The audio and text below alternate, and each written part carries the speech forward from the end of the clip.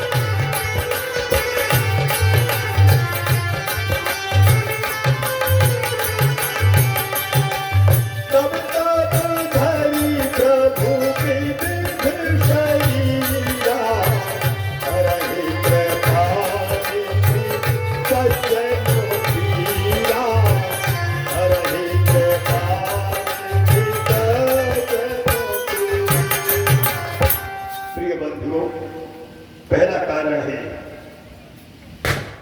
समयाभाव के कारण हम विशेष तो नहीं कह पाएंगे। अबे भैया जो फट न करो, कंस को भारी डर यह लग रहा हो। हाँ, अबे गोकुल में पहुंच जाने भगवान को तब करिए फट। कंस से बड़े बड़े राजा महाराज लोग डराते, हम तो कुछ पंडित हैं, हमें तो डर लगता ही नहीं। जैसे भैया अबे जो फट तब हुए जब सभी हमारे श्रोता बंधु तन्मयता के साथ में प्रेम पूर्वक और भगवान बाल कन्हैया के रूप में जब नंद बाबा के घर पहुंचा बीजे तब करिए फट। और वृंदावन में हरे लाल की जय हो। ये पहला कारण है। जब अधर्म बढ़ने लगता है, धर्म गिरने लगता है, तो भगवान उस अधर्म का जो शमन करवे के लाने और धर्म को पालन तो करवे के लाने भगवान अवतार में थे। एक कारण। दूसरा कारण और समझो। एक दिन का राम जी सरकार का चूल्हे अपना मुखारबंद नीचे किए हुए खिन्न मन से बैठे थे।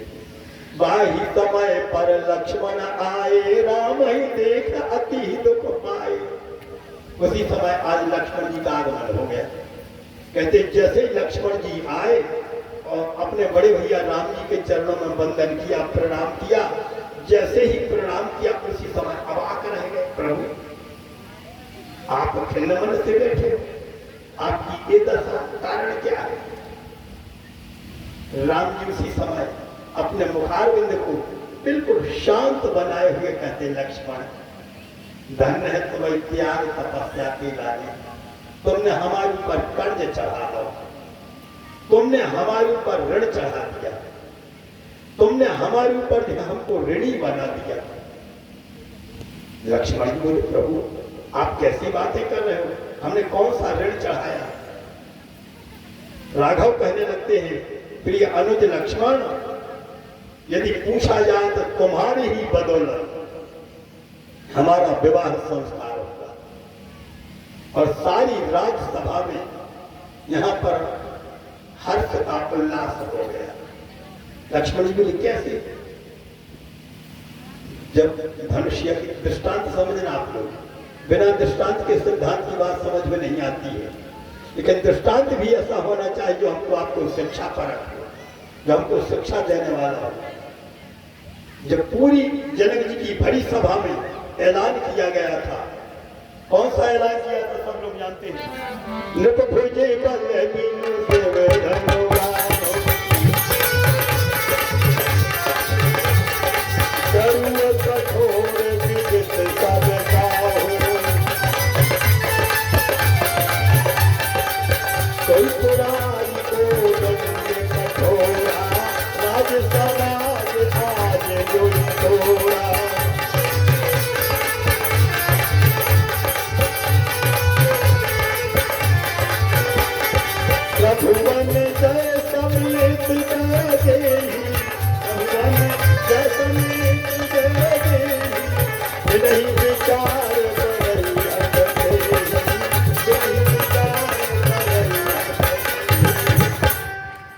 भगवान राघव लक्ष्मण जी से कहते प्रिय अनुज लक्ष्मण, जैसे यह प्रतिज्ञा सुनी तो परिकर बांध उठे अकुलाई।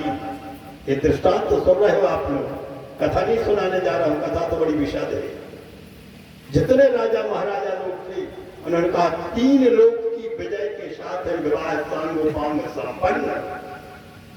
फसक में उठ तो बैठी, को मौके भर गए, को की दांत टूट गए, को की कढ़ाई को सट गई। सब राजा कुर्सी पे जो है नीचे को सिर करे बैठी। आखिर जनक जी को कहने पारी,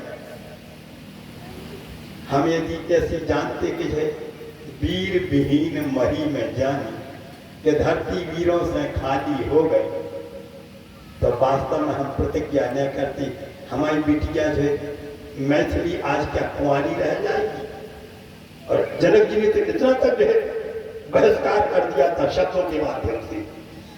जनक जी ने बहिष्कार कर दिया था शब्दों के माध्यम से कि तजहु आस निज निज गृह जाहु, लिखाना विधि वैदेही विवाह। राजा ने विचार किया बात तो सत्य है, जब धनुष नहीं तोड़ पाए तो काय को कुर्सी तोड़ रहे। तो जब राजा महाराजा लोग मन लगी। लक्ष्मण जी ने विचार करा, बता धनुष तोड़ेंगे हमारे ज्येष्ठ भ्राता और सब लोग चले जाएंगे, कौन देखेगा। तो लक्ष्मण जी ने सबको रोकना चाहा, लेकिन जब किसी प्रकार से जाने वाले लोग रुकने को नहीं थे तो लक्ष्मण जी ने विचार किया, जहां ज्यादा हल्ला हो रहा हो वो तो बम घालना चाहिए। जहां बम घाले तो अपने आप आदमी देखने लगे, जहां ज्यादा हल्ला हो रहा हो वो तो बम घालने तो अपने आप धम हो गया। तो लक्ष्मण जी ने वाणी को बम घालो, जो तुम्हारा अनुशासन पाऊं तो कंदुक एवं ब्रह्मांड उठाऊं। जो अब वाणी को बम। लक्ष्मण जी ने देख करके कहा, हे प्रभु यदि आपकी आज्ञा मिले तो धनुष की तो बात छोड़ो, इस ब्रह्मांड को उठा लूंगा, इस ब्रह्मांड को यहां पर उठा लूंगा। जैसे ही वाणी सुनी, एक लड़का कहने लगा, चाचा जी अब घरे में चलो, इतने देखो जो लड़का कह रहा ब्रह्मांड को उठा लो। कक्का बोले, बेटा धनुष तो अपन से उठो नहीं है, जब धनुष नहीं उठ पा तो अपन का करूं, देखिए ब्रह्मांड उठा रहे तो उठा ले। वो भतीजे कह लो, कक्का घरे जाके कार होगा, तो लक्ष्मण जी ने ब्रह्मांड उठा लो तो सब अपना घर उठे और उतने घर उठिए है तो उन्हें पटक दो तो घर फोट उतार दी। जैसे इतना ही रोको, इतना ही देखो कैसे उठा रहे हैं, कैसे छोड़ रहे हैं। और आज गुरुवर विश्वामित्र जी की आज्ञा को पा करके प्रिय श्रोता बंधुओं, भगवान राम ने धनुष का खंडन किया, उसी की बदौलत यहाँ पर विवाह कार्य संपन्न हुआ। इस दृष्टांत को जो है भगवान राघव लक्ष्मण जी को सुनाते हैं। लक्ष्मण तुमने हमको ऋणिया बना दिया, तुमने हमारे पर कर्ज चढ़ा दिया, अब आज मैं अपने कर्ज को उतारने के निमित्त चिंतित हूं। लक्ष्मण जी का प्रभु यदि आप कर्ज उतारोगे तो कैसे उतारोगे। तब तो जो उसी समय आज राघव क्या कहते हैं, त्रेता युग में तुम लघु बने, तुम त्रेता युग में हमसे छोटे भैया बने, त्रेता युग में लघु बने, द्वापर में ज्येष्ठ बनाऊंगा, त्रेता युग में लघु बने।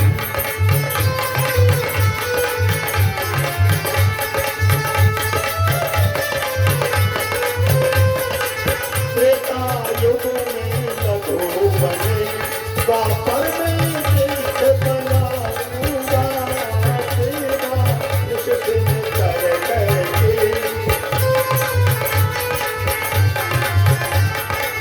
सेवा निष्ठिन कर करके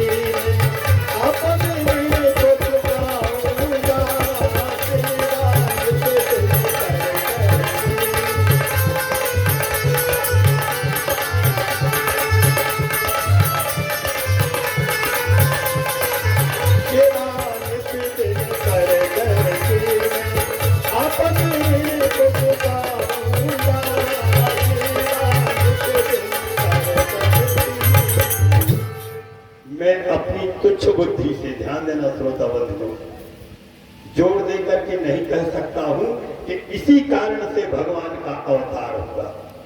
भगवान के अवतार के कारण अनेकानेक है।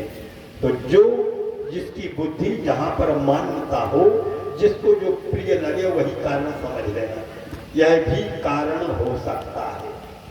ठीक है, तो पहला कारण क्या है, धरती पर अधर्म बढ़ता है, धर्म शमन होने लगता है, तो भगवान धर्म को उत्थान करने के लिए अवतार धारण करते, एक कारण। दूसरा कारण, त्रेता युग में भगवान राम लक्ष्मण की ऋणियां बन चुके थे, तो राम ने कहा लक्ष्मण हमारी आज्ञा स्वीकार करना, द्वापर युग में तुम बनियो हमारा बड़े भैया और हम बनिए तुमसे छोटे भैया, तो वही सेवा करके त्रेता युग को खंडन चुका दे। ये जो दूसरा कारण है। तीसरा कारण एक और सुनो, प्रश्नी और सुतपा नाम के जो भक्त ने तपस्या की थी, और जब तपस्या से भगवान नारायण प्रसन्न हुए तो उसी समय प्रकट होकर के कहा, तब परितुष्ट अहम, मैं तुम्हारे ऊपर प्रसन्न हूं, मांग लो क्या चाहिए, कौन सा वरदान चाहिए। आइए आप लोग बातचीत न करें, वृंदावन बिहारी लाल की जय हो, मांग लो कौन सा वरदान चाहिए। प्रश्नी और सतपा नाम के भक्त बोले, प्रभु वरदान नहीं चाहिए, जो वरदान देने को आए हैं बस उनको चाहिए। भगवान विष्णु बोले, तुम तो भारी चतुर निकले, इतने चतुर निकले। हाँ, वरदान की आवश्यकता नहीं है, वरदान देने वाले की आवश्यकता है। भगवान श्री शर्मा कहते, ठीक है, तुम बनोगी वसुदेव, तुम्हारी पत्नी बनेगी यहाँ पर देवकी, तुम दोनों की तपस्या को परिपूर्ण करने के निमित्त फलानुभूति करावे के लाने हम ब्रजमंडल में अवतार लेंगे। तीसरा कारण है, कारण तो अनेक अनेक है जो समयाभाव के अनुसार नहीं बतला पाएंगे। जिसको जो कारण रुचिकर हो वही कारण समझ लेना सज्जनों। वही पूर्व जन्म की प्रश्नी और सतपा द्वापर युग में वसुदेव और देवकी की रूप धारण करके आती है। शूरसेन के पुत्र बने वसुदेव और देवकी पुत्री बनी देवकी। दोनों का लालन पालन हुआ। बड़े होने पर दोनों का सांग और पांग यहाँ पर विवाह संस्कार जो है सुनिश्चित हो गया, संबंध निश्चित हो गया। महाराज देवक ने अपनी पुत्री देवकी के निमित्त शूरसेन के पुत्र वसुदेव जी को यहाँ पर चयन किया। अपनी प्रिय बेटी का जो संबंध वहां पर करने जा रहे हैं, कितना सुंदर विवाह है। दोनों का सांगोपांग विवाह यहाँ पर संपन्न होगा। और कितना दहेज दिया था, चतुःशतं पारिवारहं गजानां हेममालिनां अश्वानां अयुतं सार्धं रथानां चतुर्शतशतं। दो युगों में दोनों संधियों का मिलान हुआ है। त्रेता युग में जनक जी का और अयोध्यापति दशरथ जी का, और द्वापर युग में शूरसेन का और देवक जैसे संधि का। दोनों संधियों का मिलान होगा। सब संधि देखे हम आज। सांगोपांग विवाह वहां पर संपन्न होगा। बहुत प्रकार का दहेज दिया गया, लेकिन बिना मांगे। पहले जो दहेज दिया जाता था बिना मांगे, पिता अपनी पुत्री को अपनी हैसियत के अनुसार दहेज देता था। पहले दहेज मानव था, अब कलयुग में दहेज दानव बन गया। दानव वास्तव में हर सहृदय पिता चाहता है कि हमारी प्रिय पुत्री ससुराल में जाए करके सुखानुभव करे, सुख का अनुभव करे। लेकिन जहां पर योग घर वर और कुल की प्राप्ति होती है, वहां पर उतनी हैसियत नहीं बन पाती है। आज यहाँ पर शूरसेन जैसे संधि चाहते थे कि हमको सुलक्षणा कन्या प्राप्त हो जाए, और देवक जैसे संधि चाहते थे हमारी बिटिया के लाने योग्य ससुराल मिल जाए। विवाह कार्य संपन्न हुआ। उस विदाई के अवसर पर थोड़ी सी व्यतिक्रम हो गया। थोड़ी सी यहाँ पर पानी जो है यहाँ पर विकृत हो गई। पथ प्रगृहिणम कंसो आभाष्याः शरीरवात् अस्यास्तामष्टमो गर्भो हंतायां बहसे बुधा। सुनने का प्रभाव पड़ता है। आज के समय में लोग कहते हैं महाराज कितना सुनाता था, अच्छी फर्क नहीं पड़ा। कैसे नहीं फर्क पड़ा? फर्क पड़ा था। अंतर इतना है कि सद्वचनों का, अमृतमय वचनों का प्रभाव धीरे धीरे पड़ता है और दुर्वचनों का प्रभाव जल्दी पड़ जाता है। आवाज से समझ सुनी। मग में सहसा सुनी कंसों ने लभोगे,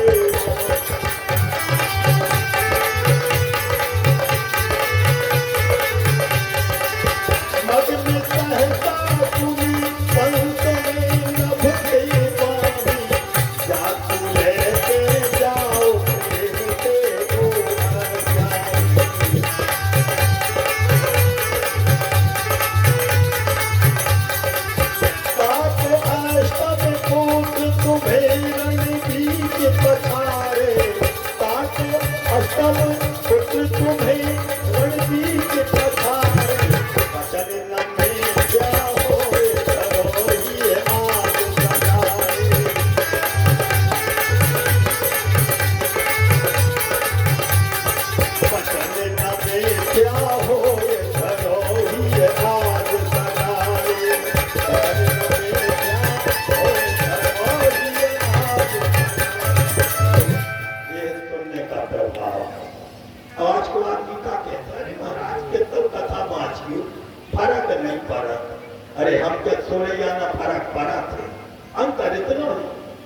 अच्छे वचनों को फर्क सुन के सुना धीरे धीरे पढ़ा थे, और दुर्वचनों को, जैसे दवा दो प्रकार की होती, एक आयुर्वेदिक और दूसरी एलोपैथिक। एलोपैथिक दवा जल्दी असर कर जाए, और आयुर्वेदिक सनही, लेकिन अंतर इतना है कि देसी दवा जड़ से उखाड़ के रोग वाला करा थे, और एलोपैथिक अंग्रेजी दवा बस ऐसी वाणी को प्रभाव, कीर्तन करवा रहा है, भगवान की कथा सुना रहा है, हो रही कथा है, हो रही कथा, देखो प्रभाव धीरे धीरे पड़ा। अच्छा सुनो, और दुर्वचनों को प्रभाव हम करें, आप जो है रास्ता धरे चले जा रहे, हर सिद्धि मैया के दर्शन करके जा रहे, और पीछे से कोई उत्तर न कह दिए तुमसे कार्य भवन कहाँ जा रहा हो, कितने जने बैठे साची बताओ, हर सिद्धि मैया के लिए भैया से न बात है ना, कहने न मतलब हो कहने जो आए दुर्वचनों को प्रभाव, सदवचनों को प्रभाव सदा ही नहीं पड़ता है। जैसे ही कंस ने सुना, उसी समय म्यानवे से तलवार निकाली और अपनी बहन को मारने के लिए सजग हुआ, सावधान हुआ। बसदेव जी ने हाथ जोड़ करके कहा, अरे राजन, मृत्युर जन्म बताऊं वीरो देहे न सहजायते अद्बाप्यो शतान्ते वा मृत्युर वै प्राणिनां ध्रुवा। हर व्यक्ति की जन्म के साथ में मृत्यु जुड़ती है, इसलिए राजन क्रोध मत करो, अपनी बहन के ऊपर दया का भाव प्रदर्शन करो। हम वचन देते हैं, यदि हमारी पत्नी का, तुम्हारी बहन का 8वां बेटा तुम्हारी मृत्यु का कारण है, तुम एक एक करके पूरे पुत्र सौंप देंगे। प्रतिज्ञा सुनी, और उसी समय आज बड़े प्रेमियों के साथ में उन्होंने उसको जीवन दान दिया। बसदेव जी महाराज अपनी पत्नी देवकी को साथ में लेकर के गारहस्थ्य जीवन में प्रवेश किए, भगवान का भजन करते हैं। भगवत कृपा से 2 वर्ष के अंतराल में इनको प्रथम पुत्र रत्न की प्राप्ति हुई। प्रतिज्ञाबद्ध होने के नाते प्रथम बेटी को लेकर के उसी समय भोजराज कंस के समक्ष प्रस्तुत किया। कंस ने कहा, धन्य महाराज, आप प्रतिज्ञा बांधने की, लेकिन देवता ने 8वें पुत्र को कहा, ये तो पहला है, लेकर के जाओ। वास्तव में देव की छटपटा गई, जब पहले ही पुत्र के लाने लाओ तो छुड़ा दिया, तो देव की छटपटा गई। माँ का वात्सल्य उमड़ पड़ा, माँ का वात्सल्य फूट गया। अरे स्वामी, देवता ने 8वें बालक को कहा थे तो पहला बेटा है, लेकिन माँ तो माँ होती हुई है, माँ का वात्सल्य अपनी छाती से उसको भेज आशक्त कर लिया, छाती से चिपका लिया, लेकिन बसदेव जी ने जबरदस्ती उस बालक को भी खींच लिया। नहीं, मैंने प्रतिज्ञा की है, तुम्हारे भैया को वचन दिया, इसी कारण से उसी समय उस बालक को ले जाना पड़ा। लेकिन जब कंस को गया है, तो देव ऋषिनाथ की कोचिंग करने के बाद में आज की भाषा में उस बालक को पुनः बुला दिया, और ये पहला 8वां हो सकता है, देवताओं की भाषा 8 की होती है। कंस ने उस बालक को बुलाया, पत्थर पर दे मारा, इसके पश्चात 6 बालकों को यहाँ पर मौत की घाट उतार दिया। अब कथा सुनिए आप। 7वें गर्भ में कौन आए? वही त्रेता युग के लक्ष्मण जी महाराज, जो भगवान राम को लेकर का कर्ज चुकाना था, और भगवान राम उनके स्वभाव को जानते थे, तो उन्होंने योग माया को बुलाया, गच्छ देवी प्रदम भद्रे गोप गोभीर अलंकृतम रोहिणी वसुदेवस्यो भार्यास्ते नंद गोकुले। हरि योग भाई, हमारे प्रिय अनुज लक्ष्मण जी का क्रोध उग्र है, एक स्थानांतरण करा दो। बसदेव जी की एक पत्नी गोकुल में निवास करती, जिनका नाम है रोहिणी, उनको उधर से प्रवेश हो जाएगा, उनको उधर से जन्म हो जाएगा। योग माया ने उसी समय भगवान की आज्ञा का पालन किया। एक रूप से तुम यशोदा जी के यहाँ पर जन्म लेकर के आओ, उस गर्भ का स्थानांतरण किया, तभी उस बालक का नाम हुआ था आगे चल करके संकर्षण। बसदेव जी के पुत्र कहे जाते। कंस को विदित हुआ कि 7वां गर्भ पतित हो गया। तो 8वें गर्भ की व्यवस्था तो कंस है जीवात्मा, विष्णु है परमात्मा। होड़ लगी है, कंस होड़ लगाने जा रहा है कि मैं अपनी मृत्यु को बचा करके रहूंगा, लेकिन भगवान के आगे न किसी की चली है न किसी की चलेगी। बस किसी कारण से आज सुरक्षा होते हुए भी भगवान का अवतार मथुरापुरी में कैसे हुआ था। हाथों में हथकड़ी, पांव में बेड़ी, कमर में बंधन, पहरेदार लोग दरवाजे पर लगे हुए थे और बसदेव देव जी को बंधक बांध बना दिया। लेकिन भगवान को जो करना होता है, भगवान की क्रिया को, भगवान की लीला को कोई विलग नहीं कर सकता। और वास्तव में गर्भस्थ भगवान की स्तुति बाबा बसदेव जी ने की है और भगवान मथुरा में प्रकट हो गए। मथुरा के कारागार जेल खाने में भगवान प्रकट हो गए।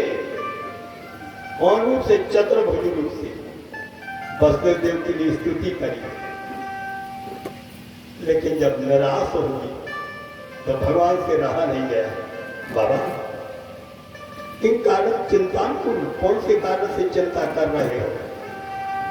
बसदेव देव की बोली, प्रभु हमको कंस से डर लग रहा है कि आप मथुरा में तो आ गए, आपको तो जन्मोत्सव में मनाते, कंस को खबर लग जाएगी। भगवान बांके बिहारी बोली, चिंता नहीं कर, हम छोटे से बालक बने जाते तो तुम हमारा ने टोकरी में रख के गोकुल में पहुंचा दी, सब झंझट खत्म। अब इतने रसद लोग बैठे हो, इतने श्रोता बंधु बैठे, धर्मई माताएं बहनें बहू बैठी, सब लोग अपनी श्रद्धा का परिचय देंगे।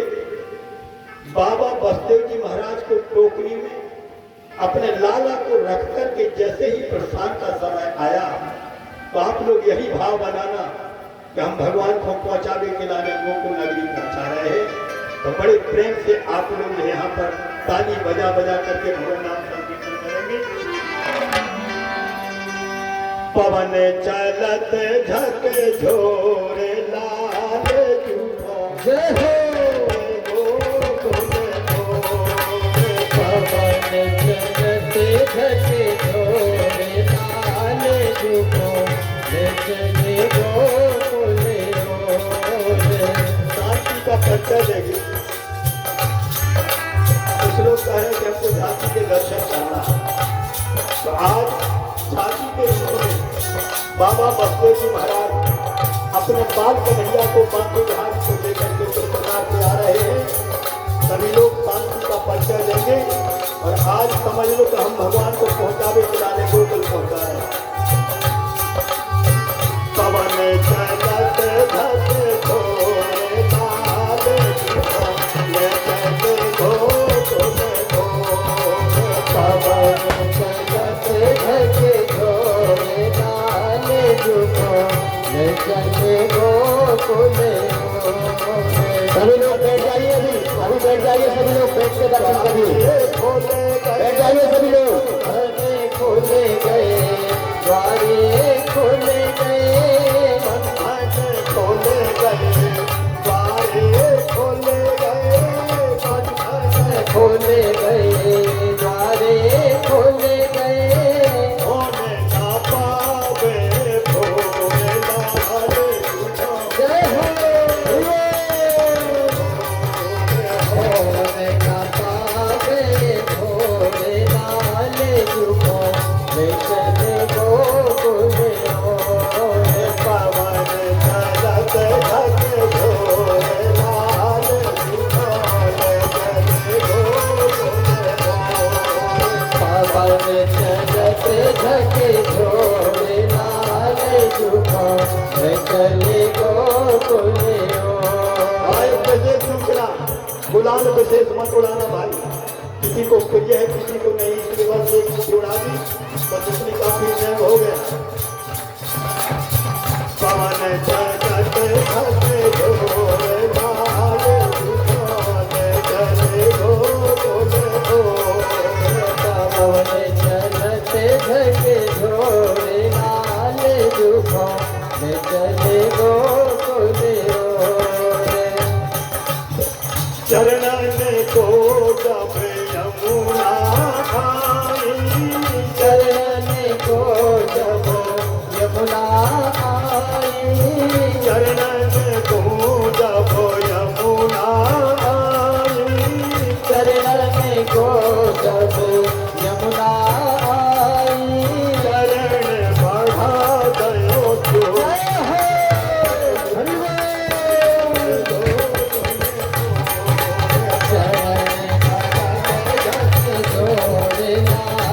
जुगो ले चले गोकुल ओरे पवन चलते झके झोरे लाल जुगो ले चले गोकुल ओरे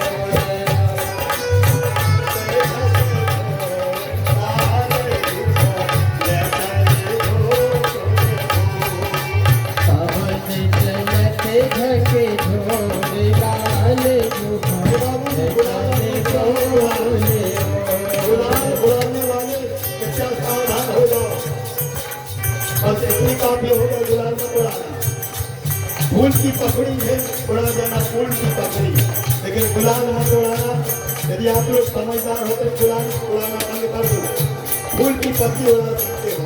प्रभात कन्हैया लाल जय हो। आज बड़े प्रेम के साथ सभी भक्त लोग ध्यान देंगे।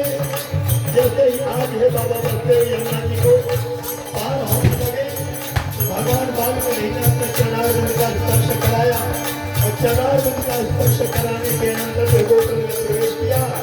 गोकुल में जाकर के योग ने जन्म लिया था। बालिका को लेकर के मथुरा आए। ऐसे ही महाराज धर्म की जगह हो गए। यहाँ पर जैसे ही अपने बिहारी को लेकर के गोकुल में भी वहाँ पर भगवान का अवतार हुआ। और जैसे ही जानकारी मिली तभी लोग वहाँ पर व्यक्तिगता पूर्वक नंद बाबा के द्वार पर आ करके नंद महोत्सव में शामिल हुए। नंद के आनंद भयो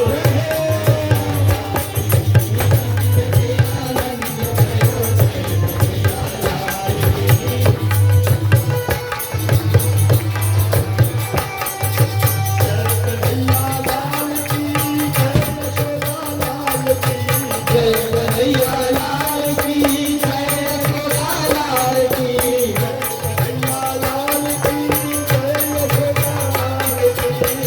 कन्हैया लाल की जय यशोदा लाल की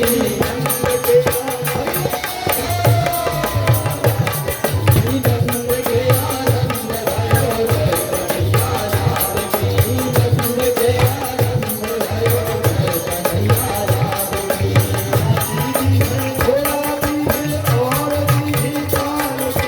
हाथी दिने घोड़ा दिने और दिने पाल की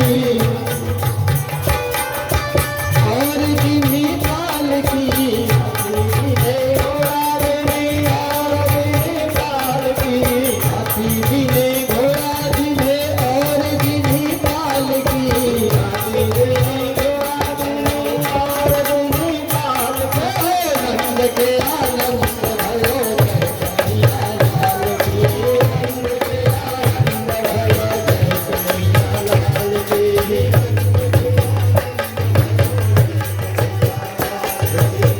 नंद के आनंद भयो कन्हैया लाल की